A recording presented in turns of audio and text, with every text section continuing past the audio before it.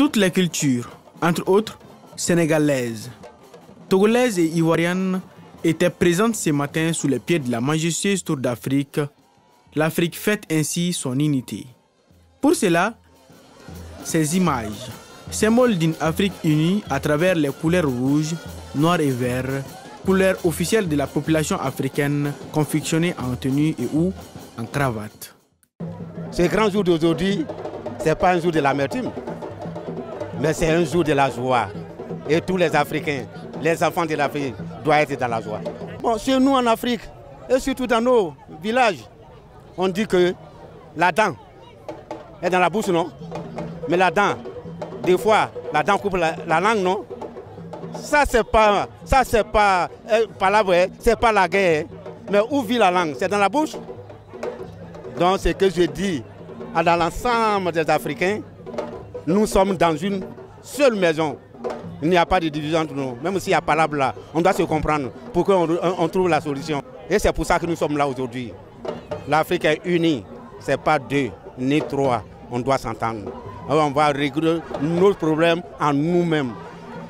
Une sagesse vivement partagée par le Premier ministre Dr Choguel Koukala Maïga, qui a auparavant assisté à la montée des couleurs. Ça nous fait chaud au cœur et ces communautés de par leur réaction confirment ce que je dis. En fait, tout le monde porte son espoir sur le Mali aujourd'hui.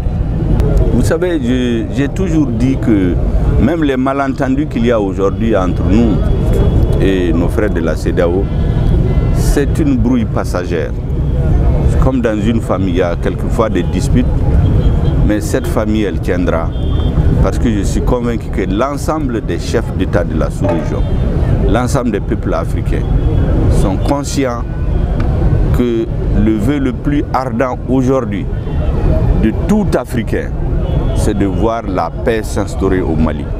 Et cette paix, pour qu'elle s'instaure, nous avons besoin de la compréhension, de l'accompagnement, du soutien de tous nos amis, notamment les pays voisins, notamment les pays africains avec lesquels nous sommes aujourd'hui en communauté, dans la CEDEAO, dans l'Union africaine et dans d'autres organisations. Cette dame est ivoirienne vivant au Mali depuis quelques années et elle exécute à perfection ses pas de danse togolais, signe d'un brassage culturel. On est ensemble. Donc tout à l'heure, nous on a dansé avec les Sénégalais, on a dansé avec les Congolais, on a dansé avec les Béninois, les Togolais, les Gambiens, les Nigériens, tout le monde, ça veut dire qu'on est ensemble. Donc il faut que l'Afrique soit ensemble. Vraiment, je suis heureuse. En voyant tout ce monde, je suis satisfait de voir cette unité africaine ici. Je suis ému d'abord parce que les autres années, nous venons ici et on se compte à bout des doigts.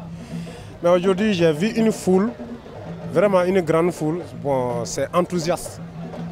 Donc, en sentiment, je suis content et fier d'être africain. Je préfère que vraiment tout le monde s'entende, que la paix revienne au Mali et qu'on reste toujours vraiment comme Maliba. Quand on dit Maliba, c'est Maliba.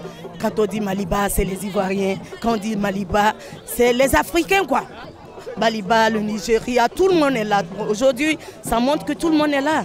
Tout le monde est représenté sans palabre. On en joue vraiment. J'aimerais que l'Afrique reste comme ça.